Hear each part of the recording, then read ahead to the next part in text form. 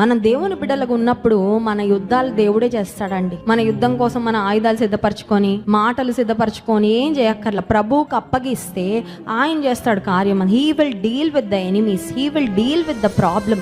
నీకున్న సమస్యతో దేవుడు చూసుకుంటాడు, దేవుడు కార్యము చేస్తాడు. ఇప్పుడు ఐగుప్తీలు గ్రహించారంట, వారి దేవుడు వారి పక్షంగా మనతో యుద్ధము చేస్తున్నాడు. Because this is unusual. వాళ్ళు ఎక్కడో దూరంగా ఉన్నారు, మా రథ చక్రాలు ఊడిపోవడం ఏంటి, మాలో ఏంటి కన్ఫ్యూజన్. ఇప్పుడు వారికి అర్థమైపోయింది, వారి దేవుడు వారి పక్షంగా పోరాడడం మొదలు పెట్టాడు. ఐగుప్తీలు అనుకున్నారు, ఇంతవరకు వచ్చాం కానీ ఇక మాకు ధైర్యం చాలట్లేదు. ఒక మాట చెప్పమంటారా? ధైర్యముతో దేవుని మీద ఆధారపడుతూ నువ్వు సాగిపోతూ ఉంటే ఒక లెవెల్ వరకు నీ సమస్యలు, నీ శత్రువులు నిన్ను వెంబడిస్తారు, కానీ ఇంకొక లెవెల్కి వచ్చిన తర్వాత వాళ్ళే వెనుకకు తిరిగి పారిపోతారు. హల్లెలూయా. నీ పరిస్థితిలోకి దేవుడు ప్రవేశించిన తర్వాత you don't have to do anything. నువ్వు చేయాల్సిందల్లా దేవుడు కలగ చేయి రక్షణను ఊరక నిలిచి ఉండి చూడాలి.